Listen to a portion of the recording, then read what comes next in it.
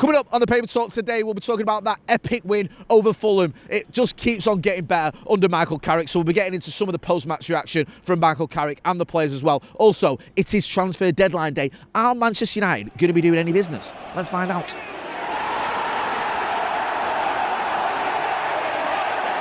Jay here, Stretford, Paddock. This is the Paper Talk. As you can see, I'm outside Old Trafford, and do you know what? It's a little bit cold, but it feels like we're out here today in the sunshine because it's been another win for Michael Carrick's mighty Reds. Beating Fulham 3-2 at Old Trafford yesterday. As you would expect, most of the stories this morning, news reports, are focusing on that result, that performance, that goal from Benjamin Sesko.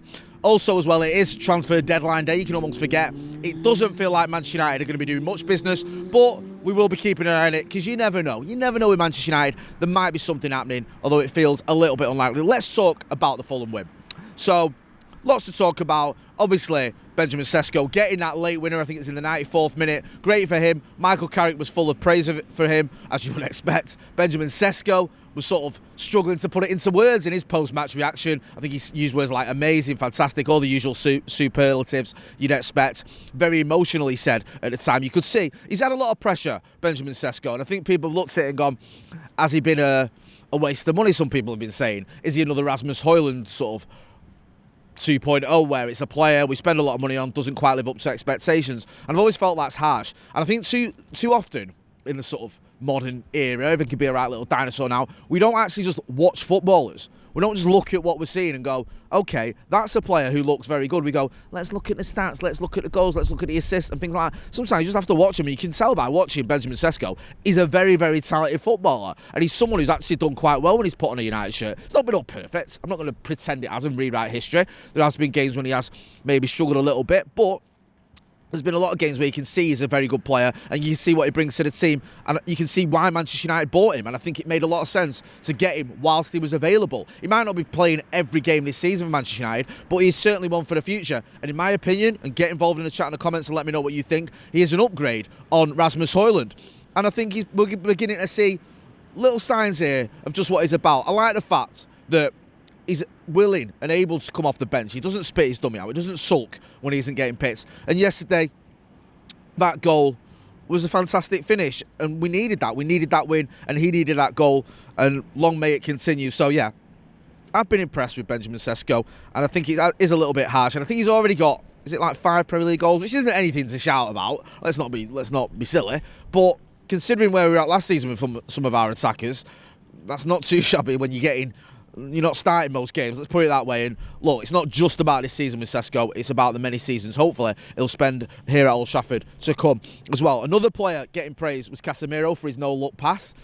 Everyone was waxing lyrical about that one, love it. Also, Jamie Carragher admitted he got that one wrong about Casemiro. What was it? Leave the football before the football leaves you. I think he said, was it a season or two ago? Completely wrong. Casemiro, and he wasn't the only one, to be fair, Jamie Carragher, because a lot of United fans thought he was done.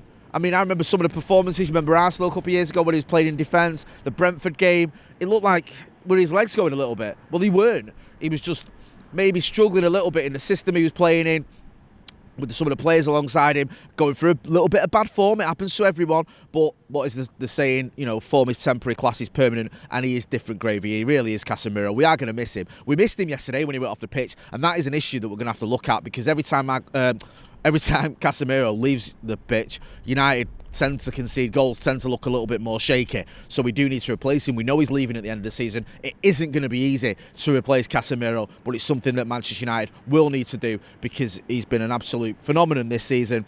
And yeah, we wish him well when he does move on. It's going to be sad to see him go, to be honest with you.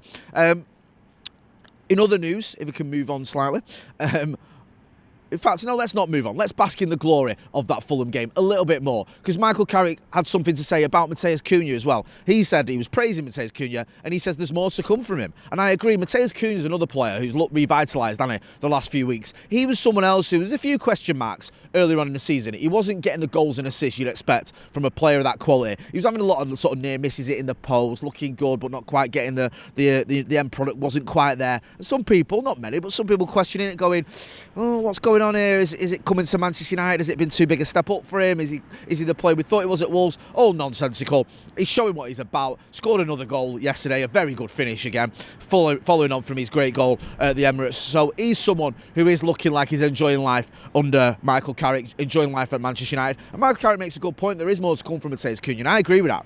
I think he's a player that can reach the very, very top, and I think he's a player that can take us into the Champions League at least, and shine in that competition as well. I don't want to get ahead of myself, but Matheus Cunha is a player that should be playing in the Champions League. He should be shining like he is doing in the Premier League, and yet another one you can file under the Benjamin Sesko sort of category of long may it continue. It's good to see these new signings doing so well. Brian Mbeumo's done very well. I thought he was robbed from a penalty yesterday. I don't know what was going on there. I thought that was a stonewall penalty, to be honest with you, but that's a different story. And Mbeumo's doing very well. We know what he's about.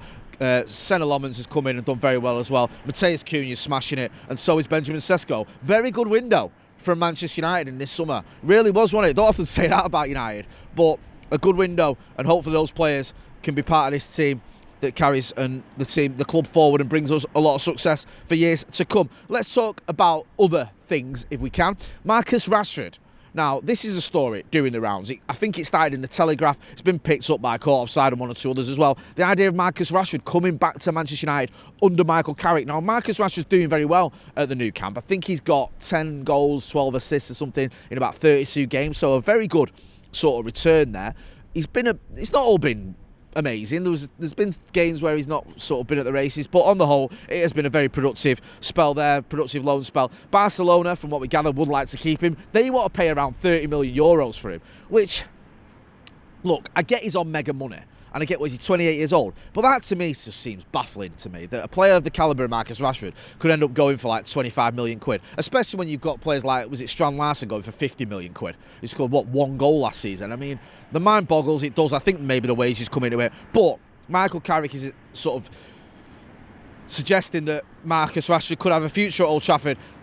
Look, I love Marcus Rashford. I praised him constantly. I stuck up for him when a lot of people turned against him. But even I got to the point where I had to admit it wasn't working at Old Trafford for him, and it was best for all concerned if he moved on. He's got his career going again at Barcelona.